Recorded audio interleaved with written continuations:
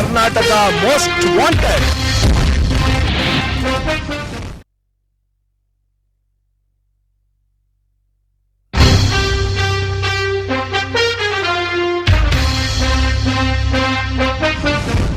Subrahmanya Nagar police ಠಾಣೆಯಲ್ಲಿನ crime number 64/2011 ಪ್ರಕಾರ ಕಳ್ಳತನ ಮಾಡಿ ತಲೆಮರೆಸಿಕೊಂಡಿರುವ ಆರೋಪಿ ವಿಕ್ರಮ್ ಕುಮಾರ್ನ ಕಥೆ ಇದು.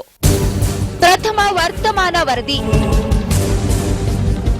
ಇದರಲ್ಲಿ ಕೆಲ ಸನ್ನಿವೇಶಗಳಲ್ಲಿ ನಟ ನಟಿಯರನ್ನ ಬಳಸಿ ಚಿತ್ರೀಕರಿಸಲಾಗಿದೆ.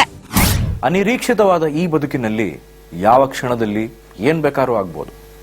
ಅಂತ ಅನಿರೀಕ್ಷತೆಗಳನ್ನ ನಡೆಯುವ ಮುನ್ನ ಜಾಗೃತವಾಗಿರಿ ಅಂತ ಹೇಳೋದೇ ನಮ್ಮ ಉದ್ದೇಶ. ಹೌದು, ಕೆಲವರು ಕಷ್ಟಪಟ್ಟು ದುಡಿಯಲಾಗದೆ ಬೇರೆಯವರ ಕಷ್ಟದ ಫಲವನ್ನು ದೋಚಲು ಪ್ರಯತ್ನಿಸುತ್ತಾರೆ. ಇಂಥವರ ಅನಿರೀಕ್ಷಿತ ಕೃತ್ಯಗಳಿಂದ ಅದೆಷ್ಟೋ ಜನರ ಜೀವನದಲ್ಲಿ ಬಿರುಗಾಳಿ ಎದ್ದು ಹೋಗಿದೆ.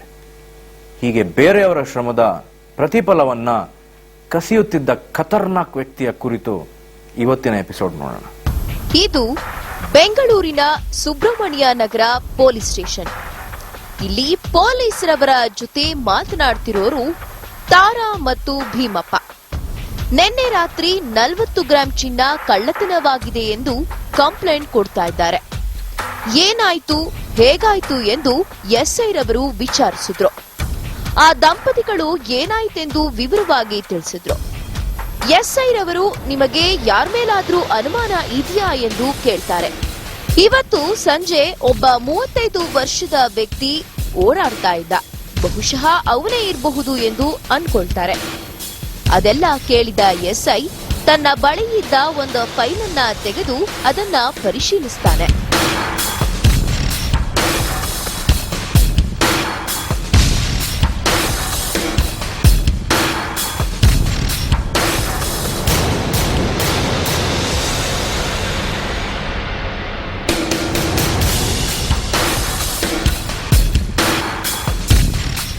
ಅದನ್ನ ನೋಡಿದ ತಾರಾ ನೆನ್ನೆ ತಿರುಗುತ್ತಿದ್ದ ವ್ಯಕ್ತಿ ಇವನೇ ಎಂದು ಆ ಫೋಟೋ ನೋಡಿ ಹೇಳ್ತಾಳೆ.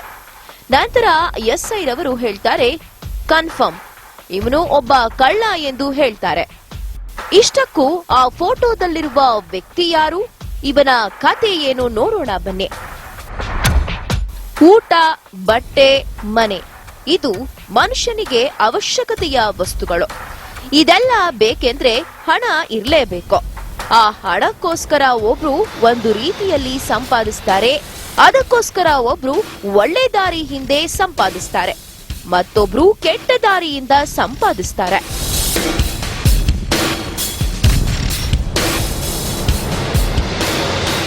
ಬನ್ನಿ, ನಾವು ತೋರಿಸ್ತಿರುವ ವ್ಯಕ್ತಿ ಕೂಡ ಕೆಟ್ಟ ದಾರಿಯಿಂದಲೇ ಸಂಪಾದಿಸಿರುವವನೇ.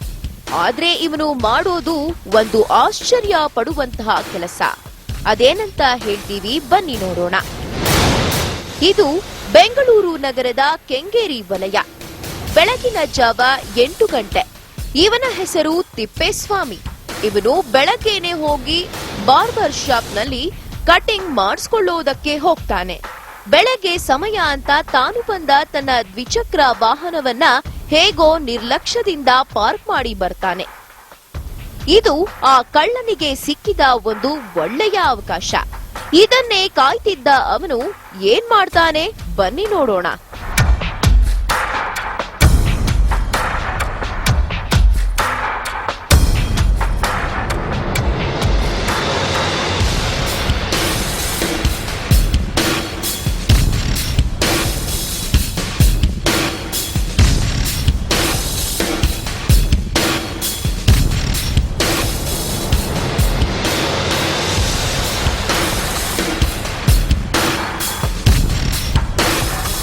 ನೀವು ನೋಡುತ್ತಿರುವ ಈತನ ಹೆಸರು ವಿಕ್ರಮ್ ಕುಮಾರ್.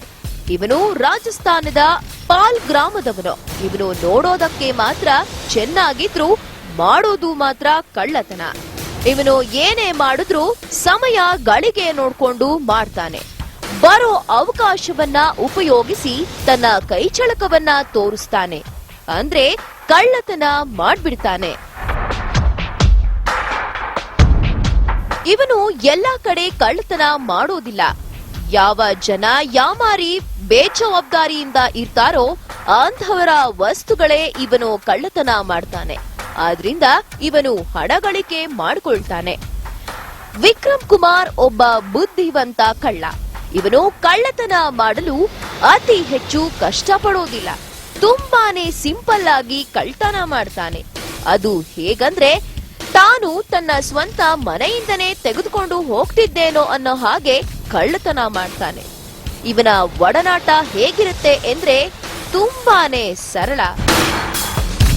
ಅದೇನಂದ್ರೆ ತಾನು ತನ್ನ ಮನೆಯ ಹತ್ತಿರ ಇದ್ನೇನೋ ಅಥವಾ ಏನೋ ಯೋಚನೆ ಮಾಡುತ್ತಿರುವ ಹಾಗೆ ಅಥವಾ ಯಾರಿಗೋ ಫೋನ್ನಲ್ಲಿ ಮಾಡ್ತಿರೋ ಹಾಗೆ ಇರ್ತಾನೆ. ಇವನು ಸ್ವಂತ ಜಾಗದಲ್ಲಿ ಇರುವವನೇನೋ ಎಂದು ನಂಬಲೇಬೇಕು. ಹಾಗಿರುತ್ತೆ ಅವನ ಸ್ಟೈಲು. ಇದನ್ನು ನೋಡುವ ಜನ ಬೇಜವಾಬ್ದಾರಿತನದಿಂದ ತನ್ನ ವಸ್ತುಗಳು ಅಥವಾ ಬಾಗಿಲು ತೆರೆದಿಟ್ಟು ಹೋದ್ರೆ ಅದೇ ಅವನ ಲಕ್ಕಿ ಚಾನ್ಸ್. ಬನ್ನಿ ಏನಾಗುತ್ತೆ ಅಂತ ನೋಡೋಣ. ಅಂದು ಮಧ್ಯಾಹ್ನದ ಸಮಯ. ಸ್ಥಳ ಬೆಂಗಳೂರು ನಗರದ ಉತ್ತರಹಳ್ಳಿ. ಅಂದು ಮಧ್ಯಾಹ್ನ ಒಬ್ಬ ಮಹಿಳೆ ಹಾಲು ತರೋದಕ್ಕೆ ತನ್ನ ಮನೆಯ ಹತ್ತಿರವಿರುವ ಅಂಗಡಿಗೆ ಹೋಗುವುದಕ್ಕೆ ತನ್ನ ಮನೆಯ ಬಾಗಿಲನ್ನ ತೆಗೆದು ಹೋಗ್ತಾಳೆ.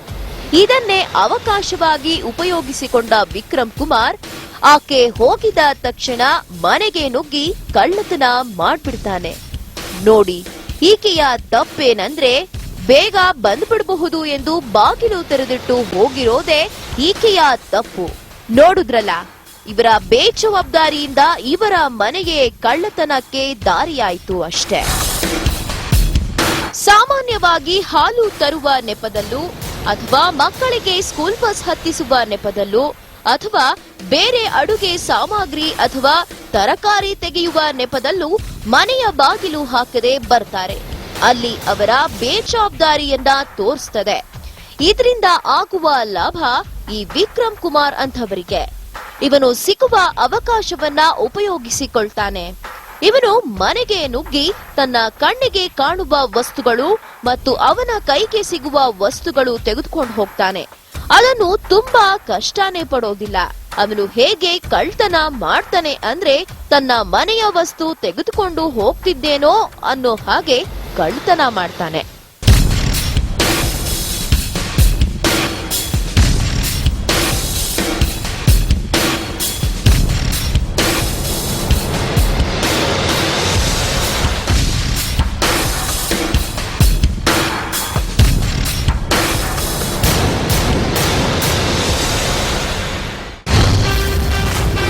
Karnataka most wanted.